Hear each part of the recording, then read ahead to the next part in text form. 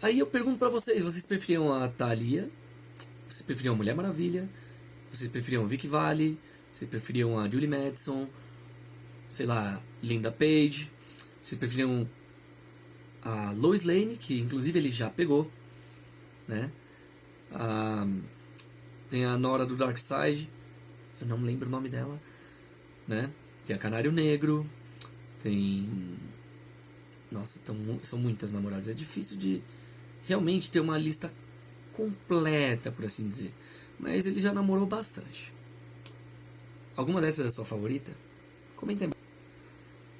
Mas, se a gente for parar pra passear em algum sebo, em algum lugar que tenha coisas de coleção, a gente vai ver muita coisa.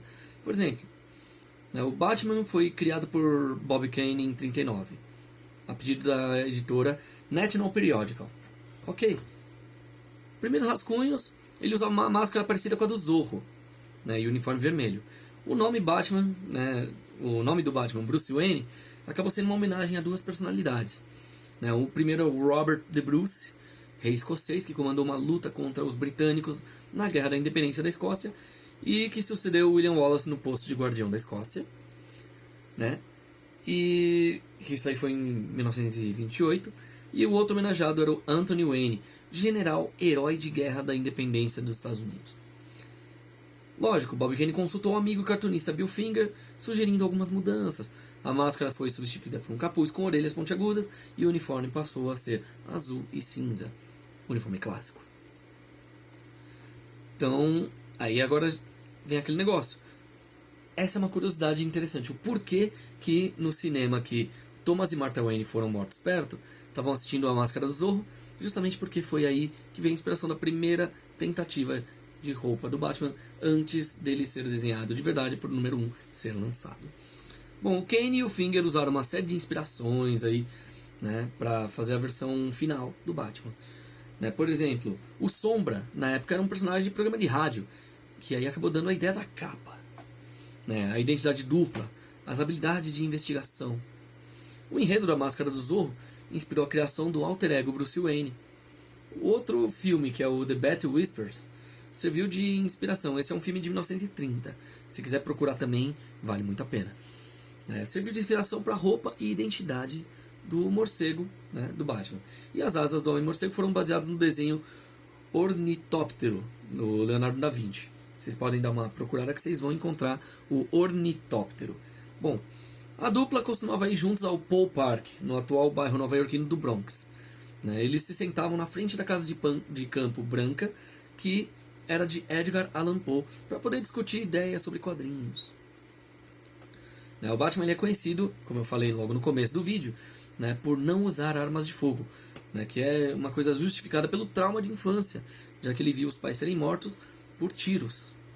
Só que esse valor não vem do berço, não. As primeiras edições dos quadrinhos, ele usava e carregava armas de fogo para se defender durante as patrulhas, noturnas. Bom, a cidade de Gotham só ganhou esse nome em 1940. Antes disso, era Metrópolis ou Nova York, dependendo da história. As primeiras histórias publicadas no Brasil, ele era conhecido como Morcego Negro, e sua identidade secreta era Bruno Miller, e não Bruce Wayne. O nome da cidade de Gotham City também foi alterado na versão brasileira e foi chamado de Riacho Doce. Bom, a identidade secreta do Batman não era tão secreta. Teve 11 personagens que ficaram sabendo do Batman e Bruce Wayne são a mesma pessoa. Os três Robins, o Mordomo Alfred, o Pinguim, Super-Homem, Super-Herói Razael, a Batgirl, três inimigos, que eram o Ben Ra's al Ghul e o Hugo Strange. Então o Bruce Wayne ele passou a adolescência em instituições como Cambridge, Japão, China, para o treinamento de artes marciais. Ele parou de envelhecer aos 34 anos, que é a idade que ele assume até hoje. Então, todos os anos Batman faz 34 anos. Então, feliz 34 anos ao Batman. Bom, a Selina Kyle, por exemplo, como eu falei, ela apareceu em 1940 como Ladra de Joias. No começo não era um personagem com apelo sexual. Depois é que ela veio assim. Com o tempo, tudo muda e melhora de alguma forma. Nos quadrinhos é bem explorado os sentimentos entre Mulher Gato e o Homem Morcego. Tem várias explicações para a origem do disfarce felino dela. Né? No gibi, a prostituta, né, que resolveu não depender de mais ninguém. Né? E por aí vai. Em 59, Batman e a Selina, a Mulher Gato, tiveram uma filha, que aí a história se passa na Terra 2, né? Não podemos perder isso, que é uma dimensão que os personagens da HQ envelhecem como no tempo comum nosso. O bebê batizado de Ellen Wayne e mais tarde ganhou o codinome Caçadora. Ela deu a menina para adoção depois que a identidade foi descoberta. Aí protegendo ela de riscos futuros. Em 85, depois de todas as terras das HQs de Batman unificadas, a Caçadora apareceu como Helena Bertinelli, personagem coadjuvante baseada na primogênita do Batman. Uma coisa que, de verdade, pouca gente deve saber é que o Pinguim ele foi baseado, na verdade, num personagem de propaganda de cigarros chamado Kool, K-O-O-L, que aparecia em cartazes e era falado bastante em rádio. A versão original do Pinguim era mais colorida e hiperativa do que a atual. Junto do Super-Homem, o Batman foi membro ocasional da Liga da Justiça, né, que foi inspirada nos quadrinhos da Sociedade da Justiça da América. Foi publicado a primeira vez em 1940. O grupo teve várias posições, mas logo o Batman demorou para fazer parte e, né, também aquela coisa, para ser líder também. Né, o Batman mais famoso do super-herói dos quadrinhos, teve uma mãe chamada Martha, assim como também a mãe do Super-Homem. O Bruce Wayne, no entanto, não teve a mesma sorte do Clark. Né, sua mãe morreu assassinada num assalto, né, enquanto o Clark ainda cresceu com a mãe ao lado. E justamente foi esse crime que estimulou ele a assumir a identidade de Batman. Originalmente o Robin apareceria só em uma história, né, que o editor Jack Leibowitz ele não gostou da ideia de colocar uma criança para lutar contra gangster. Só que acontece que a revista Detetive número 38 de 1940, que apresentou o Robin, ela vendeu o dobro do normal. E aí o Leibowitz teve que dar o braço a torcer. Tudo bem, os 3 personagens que já assumiram o papel de Robin principais, né, foram o Dick Grayson, com 8 anos, Jason Todd, com 14, e o Tim Drake, com 12. Basicamente, né, sem contar a menininha que eu sempre esqueço o nome, que foi um grande Robin, só que não no cânone principal, era só uma história paralela, de uma terra paralela, né, e o Damian Drake, que veio mais pra frente só. O Batmóvel surgiu em 41, curiosamente. Originalmente ele tinha um design arrojado, mas não trazia nenhum equipamento especial. O símbolo do Batman foi criado em 42, né? Então apareceu pela primeira vez na Detective Comics número 60. Antes, as revistas só eram caracterizadas por uma lua gigante atrás do Batman. O Batman trombou com Hitler uma vez, né, na revista World's Finest número 9, de 1943. Foi durante a Segunda Guerra Mundial, que durou de 39 a 45. Então era comum, né, que os criadores de história em quadrinhos de vez em quando colocassem seus heróis para socar o líder nazista. Né? A Batcaverna só apareceu em 48, muito tempo depois. Antes disso, o Batman tinha um hangar secreto para guardar o avião e um celeiro abandonado que se conectava à sua casa por meio de uma passagem secreta. O Batman lutou contra o Dr. Doom, Dr. Victor Von Doom, antes do Quarteto Fantástico existir. Então isso aí foi em 1950, mais ou menos, em abril, na Detective Comics número 158. Não é curioso? Victor Von Doom começou na DC antes de ir pra Marvel. Ele era um cara muito amável. Bom, tirando os trocadilhos, quando Batman e Robin estão levando o seu troféu número 1001, ou seja, eles sempre levam armas ou itens que lembrem cada uma das prisões que eles fizeram, né?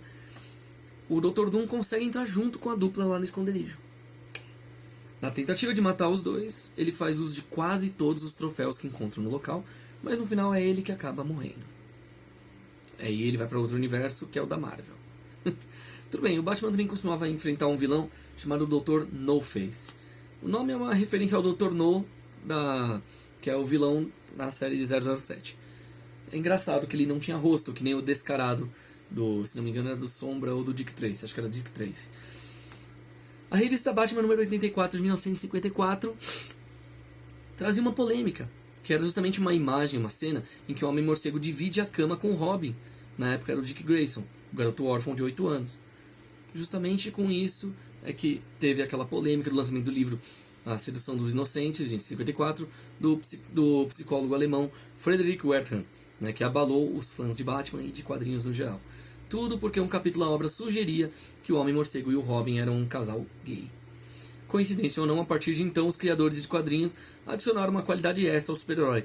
Ele se tornou cada vez mais mulherengo. A ideia de transformar os quadrinhos em série de TV surgiu numa festa organizada pelo dono da Playboy, Hugh Hefner, né, que ele tinha uma paixão declarada por quadrinhos. Aí em 65 ele deu uma festa temática, né, e tava lá o Yuri Udolph, que era o executivo da ABC, que acabou comparecendo. Quando ele viu aquele monte de gente, aquelas pessoas vestidas de Batman e Robin, ele se apressou em dar um telefonema de negócios aí para contar sua mais nova ideia, fazer uma série de TV do Batman. Aí, em 66, já no seriado do Batman, foi criado o Batmóvel clássico a partir do modelo Lincoln Futura 1955, né? Que foi uma customização do George Barris. O carro, que ficou pronto em 3 semanas, era quase todo preto, com linhas vermelhas, vidro panorâmico, motor V8, coisa linda. Tinha turbina, reparador de pneus automático, baterias atômicas, entre trocentos outros acessórios. Lógico, em 2013, o carro original ele foi vendido por um fã de Batman num leilão de carros antigos por 4,2 milhões de dólares. Se um dia eu conseguir um Lincoln Futura, eu vou fazer uma modificação para ele virar um Batmóvel. Bom, na série de TV que foi ao ar da década de 60, a Mulher Gato era 2 atrizes principais, Julie Newmar e Eartha Kitt. Por isso, a que foi pro filme não fica como sendo acreditada como terceira na maioria dos lugares. Tudo bem. Aí a gente pensa, nas HQs o comissário Gordon convocava o Batman pelo Bat-sinal, né, que é o holofote com o símbolo do Batman. Só que acontece, na série de TV eles resolveram fazer um telefone que tinha linha direta com a Batcaverna. O que acontece? Esse modelo era uma referência ao telefone que ligava a Casa Branca ao Kremlin durante a Guerra Fria. Bom, nos quadrinhos o Homem-Morcego era quase sempre mostrado como um homem amargurado, sombrio e violento. Já na TV ele ganhou um ar mais cômico, né? Contribuiu para isso aí as cores berrantes do figurino, as impagáveis onomatopeias, soc, tum, pof, que pipocavam lá na tela, né? Quando a série completou 40 anos em 2006, teve o Jorge Ventura, jornalista carioca, que era autor do fanzine Tribuna do Morcego, ele lançou um livro chamado Sock Paw Crash, pela editora Ópera Gráfica. Eu recomendo muito, porque tem muitas curiosidades lá. Um guia de 320 páginas sobre a primeira adaptação do Batman para a TV. Então, assim, o livro que foi a primeira publicação brasileira a ter como tema central o seriado da década de 60. Ele traz curiosidades, ficha técnica, histórias de bastidores, sabe, de todos os 120 episódios, né? Frank Miller, cartunista, foi responsável pelo resgate da seriedade do herói depois. Ele foi criador da Ninja Assassina Electra e também dos personagens do filme Sin City, de 2005. Bom, numa briga entre Batman e Super-Homem, quem levaria melhor? A batalha entre os dois já foi muitas vezes enaltecida, né? Tanto pela editora quanto pela Warner. Só que o roteiro inicial incluía uma briguinha inicial entre os dois, que deixariam a briga de lado e iam salvar a humanidade de outro vilão. Só que deu um problema pra cá, problema pra lá. Na época o filme acabou não sendo feito. O ator Burt Ward, por exemplo, que interpretou Robin nos anos 60, teve muitos problemas com a censura norte-americana por causa da roupa. A Liga da Decência, como era conhecido o grupo censor da época, que cismaram que o pinto do ator ficava muito proeminente, né, com aquela fantasia apertada, aquela cuequinha, sunguinha ali.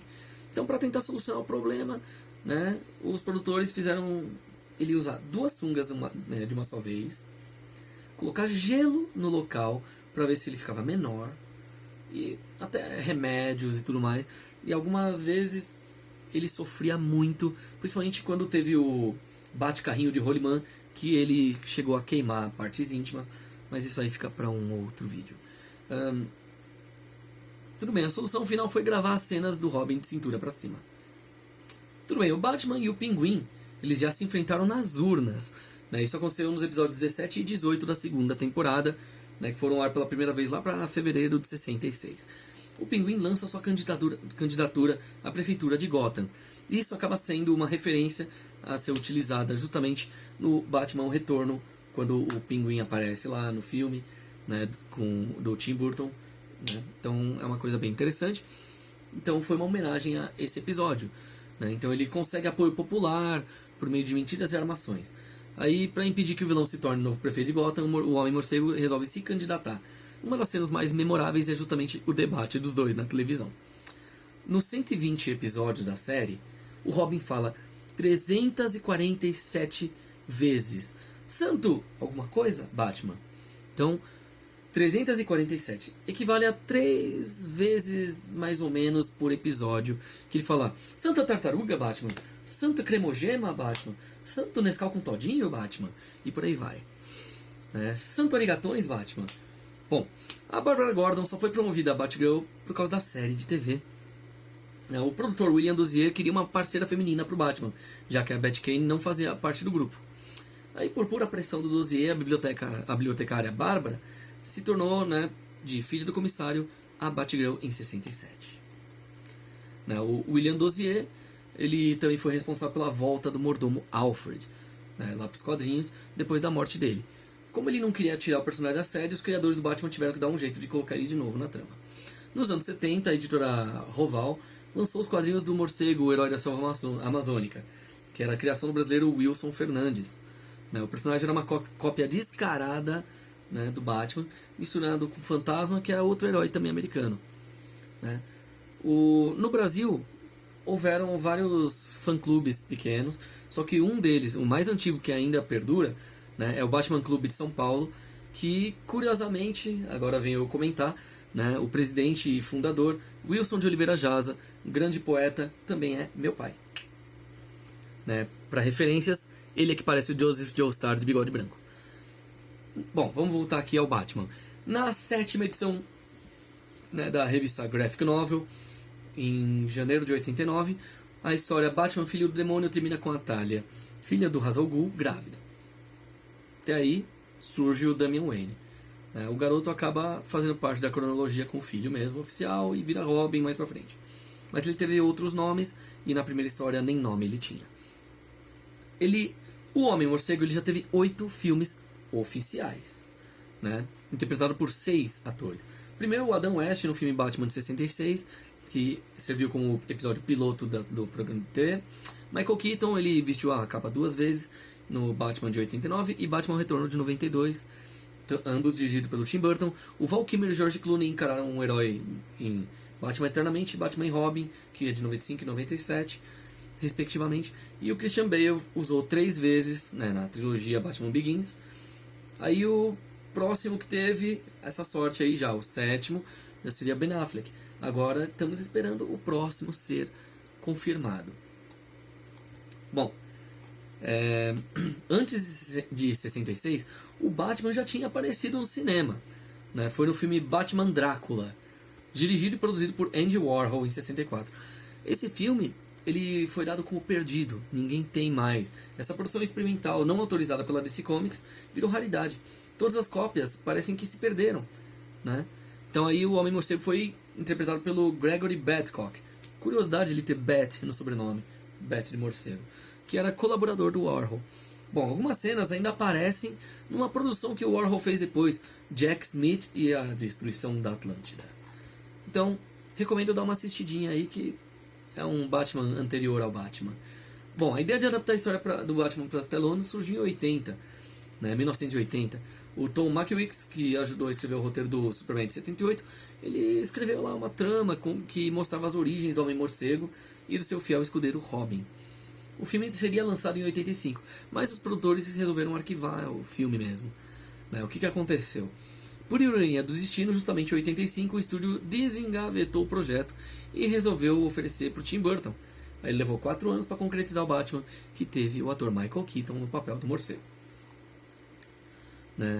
O filme do Batman de 89, dirigido pelo Tim Burton, ele teve um Batmóvel construído a partir de 2 velhos Impalas da Chevrolet e ganhou uma armadura retrátil.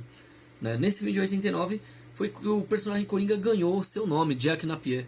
Antes disso não sabia nada sobre suas origens, nem sua identidade real. E o nome, curiosamente, o nome desse Jack Napier é justamente uma homenagem ao Alan Napier, que era o ator que interpretou o Alfred na série de TV dos anos 60. Que era um grande ator, faleceu cedo, com uma idade muito avançada e cabelos brancos, mas cedo. O mesmo Batmóvel de 89 foi usado no filme seguinte, O Retorno. Porém a máquina ganhou a possibilidade de se esticar para se transformar num míssil. Foi curioso isso. Além disso aí também manobras radicais, suportes para a parte de baixo do veículo que levantavam ele e faziam ele girar 180 graus. O diretor Joel Schumacher trouxe 2 novos carros para o filme Batman Eternamente, né, e tinha uma dianteira mais baixa e o paralama separado da carroceria. No centro da roda, o símbolo do Batman que não girava junto com os pneus. Então era bem interessante. A banda U2 concorreu ao Globo de Ouro com melhor canção com Hold Me, Thrill Me, Kiss Me do Batman Eternamente de 95, mas acabou perdendo por Colors of the Wind de Pocahontas. No filme Batman e Robin de 97, o companheiro do Homem-Morcego não cabia no automóvel, que só tinha lugar para um ocupante. O Batmóvel era ativado por comando de voz e podia acionar foguetes, ganchos, sensores infravermelhos e até rastreadores a laser.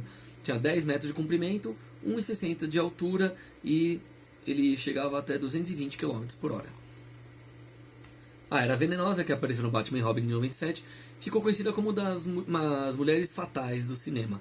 Ela tinha outros artifícios de conquistas, além do corpo escultural, cabelos avermelhados e os olhos claros da atriz Uma Thurman. O seu pó mágico conseguia deixar até a dupla de super-heróis Batman e Robin meio abobalhados. Para o filme Batman e Robin em 97 foram feitas 50 fantasias completas por George Clooney e outras 50 para o Robin, Chris O'Donnell. Em 2004 foi lançado o filme Mulher Gato. A atriz Michelle Pfeiffer recusou o papel porque achou o figurino desconfortável demais quando gravou lá no Batman Retorno. Aí por isso, que acabou indo para Halle Berry. Foram treinados 43 gatos para filmar o filme da Mulher Gato. Um deles, a Halle Berry acabou adotando depois. Então, há males que vem para bem. A cena de briga entre a Mulher Gato e a vilã Laurel Heather, Sharon Stone, demorou 9 dias para ser filmada. O chicote da Mulher Gato foi gerado por computador na maioria das sequências. Então, durante as gravações, a Halle Berry bateu a cabeça e precisou ficar afastada do trabalho durante alguns dias. Bom, na época do lançamento do filme, a Mattel lançou uma versão limitada da Barbie com a roupa da Mulher Gato clássica dos anos 60. O filme não fez lá muito sucesso nos cinemas, Final de semana de estreia, arrecadou só 17,1 milhões de dólares, ficou atrás de Eu, Robô, com 22 milhões. A Halle Berry ganhou o Framboesa de Ouro, foi a 5ª atriz a interpretar a Mulher Gato nas telas e foi oficialmente a 2ª atriz negra a ser a Mulher Gato nos cinemas. Eu ainda acho que o filme ele podia ter tido um roteiro melhor só. Mas tudo bem. O Batmóvel foi eleito em 2004 o melhor carro do cinema. Ele bateu o Aston Martin DB5 do James Bond contra a Goldfinger, o Mini Cooper de Uma Saída de Mestre de 69, o Fusca Herbie de Se Meu Fusca Falasse de 68, o DeLorean do De Volta para o Futuro e venceu até mesmo o Mustang de Bullitt e o Lotus Spirit do Espião que Me Amava de 77. Lá no Batman Begins, em 2005, o Christopher Nolan ele resolveu fazer um Batmóvel mais gótico e robusto, parecendo com um carro de corrida misturado a um tanque de guerra. Em junho de 2005, durante o lançamento do filme Batman Begins em Londres, o Batmóvel tomou uma multa na porta do cinema onde ocorria a premiere. Ele estava estacionado no local proibido. Bom, antes de ser intitulado Batman Begins, o filme do Nolan ele teve vários títulos como Batman 5, Batman The Frightening e até mesmo Batman Intimidation Game. Foram algumas ideias rejeitadas de título. Em 2005, o jornalista mineiro Silvio Ribas lançou o Dicionário do Morcego pela Flama Editorial, livro que esclarece quase 1.500 verbetes relacionados ao Batman.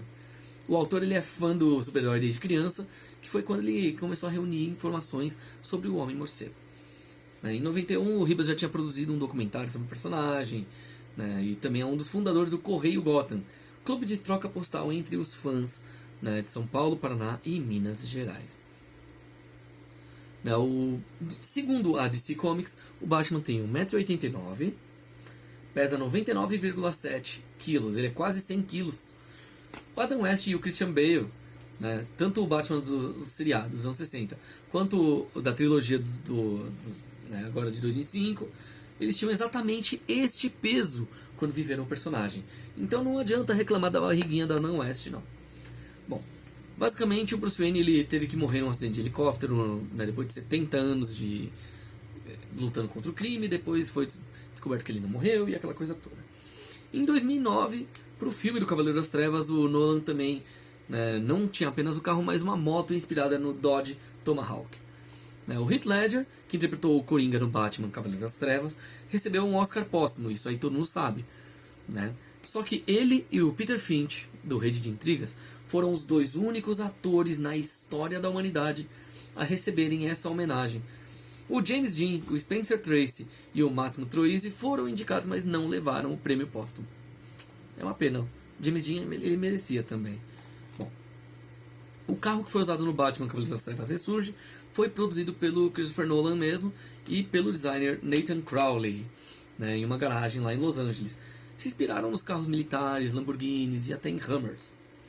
Em 2008, uma cidade chamada Batman, no sul da Turquia, olha que bizarro, ameaçou cobrar direitos autorais do diretor do filme Batman Cavaleiros das Trevas, Christopher Nolan. O prefeito Hussein Kaylan disse que o nome Batman pertencia à cidade e que quem utilizasse esse nome sem autorização prévia poderia ser processado. Uma cidade chamada Batman. Eu moraria lá. Bom, por pouco o estado norte-americano da Califórnia não ganha uma cidade chamada Gotham City, em 1966. No auge da febre do Batman, o procurador de Sunnyvale, na Califórnia, ele reformou uma de suas casas noturnas e batizou ela de Wayne Manor, que é o nome da residência Wayne. No caso, o local tinha decoração temática, dançarinas vestidas de Batgirl e Mulher Gato. Aí o Lewis resolveu tentar levar até o fim, fazer lobby na Câmara Municipal para que a cidade mudasse seu nome para Gotham City, com o pretexto de que isso ajudaria em sua revitalização. Infelizmente não funcionou, porém eu visitaria só pelo nome Gotham City. Em 25 de fevereiro de 2010, um exemplar da primeira revista do Batman foi vendida por 1,7 milhão de dólares. Tem um comentário que eu não posso fazer sobre isso, então vamos pro próximo, que o Michael Uslan, produtor de todos os filmes do Batman desde 89, lançou em agosto de 2011 sua autobiografia, o Garoto que Amava Batman, que até então ele não tinha sido publicado no Brasil. O livro é rico em ilustrações, ele conta sua saga para levar o Homem-Morcego às telonas. Ele fazia questão que o super-herói fosse retratado de maneira séria e misteriosa, como era caracterizada nos quadrinhos. Né? Agora, uma coisa bem interessante. Vocês sabiam que o Marcelo Duarte, do Guia dos Curiosos, lá na UOL, ele já esteve dentro da história em quadrinhos do Batman? É uma coisa curiosa, mas deixa eu explicar melhor a história. Ele participou da história em quadrinhos do Batman porque em novembro de 2010, o Você é Curioso entrevistou a Adriana Mello, que era uma brasileira que se tornou a primeira mulher a desenhar a história em quadrinhos de super-heróis, como o Justiceiro, Homem-Aranha. E durante a entrevista ela prometeu que desenharia ele e a Silvânia Alves em uma das histórias. E lógico, não é que ela cumpriu a promessa? Então eles estão na página 5 do número 85 da revista Superman/Batman, que saiu em junho de 2011 nos Estados Unidos. Então, se você vê, a dupla está lá bem no cantinho de baixo da esquerda dessa página. Então não se esqueçam de dar uma olhadinha lá nessas coisas bizarras. Mas vamos voltar ao falando do Batman que dá tiro e não o Batman que não usa armas. Bom, o Batman ele é conhecido pelo seu código moral. Atualmente é um dos traços característicos dele, que mesmo levado ao extremo nunca mata seus adversários. No entanto, como eu tinha falado antes, logo no começo ele ainda usava isso. Então, o que acontece? Durante a década de 30 ele chegou a matar um monte de criminosos nos quadrinhos. E foi daí que o Zack Snyder encontrou a inspiração para fazer a sua versão do Batman no Batman vs Superman. Uma coisa engraçada é que o Andy Warhol ele chegou a fazer um filme do Batman bem interessante. Então assim, na realidade foi a primeira vez que a expressão Batman foi usada num filme e não apenas ser um Batman qualquer. O filme do Warhol ele é estranho, abstrato, bem diferente daquilo que o público dos atuais filmes de super-herói está acostumado. Agora, por exemplo, como eu falei, o Batman, antes de ser Gotham City, a cidade já foi chamada de Metrópolis, que nem a do Super-Homem, e agora vem o mais interessante, o Batman já foi guardião de Nova York, porque inicialmente Batman não era protetor de Gotham City. Sim, passado alguns anos, os criadores do personagem decidiram colocar ele numa cidade fictícia. Mas por que eles deram o nome Gotham City? Bom, um dos caras abriu uma lista telefônica e encontrou uma empresa chamada Gotham. Ele gostou do nome e decidiu batizar desse jeito a cidade do Cavaleiro das Trevas, que acabou combinando com a ideia gótica. Agora, você sabe qual que é o ator que interpreta o papel do Batman há mais tempo? Bom, ele é o Kevin Conroy. Ele emprestou sua voz para Cavaleiro das Trevas em 6 séries de animação, 5 filmes animados, 6 jogos de videogame e passou mais de 12 anos interpretando o papel. Apesar de ele nunca ter aparecido na telona vestido de Batman, muitos fãs consideram ele como o melhor Batman de todos os tempos. Aliás, né, foi esse ator aí que inventou a famosa voz rouca que o herói utiliza para esconder sua identidade. Então, créditos para ele. Né? Bom, a origem do nome Bruce Wayne eu já falei aqui por causa do Rei da Escócia e do herói da Revolução Norte-Americana.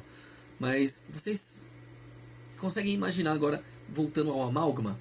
Sabia que o Batman já se fundiu com o Wolverine, né? Então assim, um dos raros crossovers entre personagens de Marvel e DC foi justamente isso. Foi o Garra das Trevas. Ele era basicamente o Logan Wayne. Bizarro, né? Bruce Wayne com Logan, virou Logan Wayne, que tinha suas garras, e à noite ele se vestia de Batman com uma parte amarela aqui e algumas listras amarelas como se fosse uma pantera, né, lutando contra o crime. Então ele era meio morcego, meio Wolverine. Então por isso ele era o Garra das Trevas. Bom, curiosamente o Batman tem o maior arsenal oficial de histórias em quadrinhos do mundo.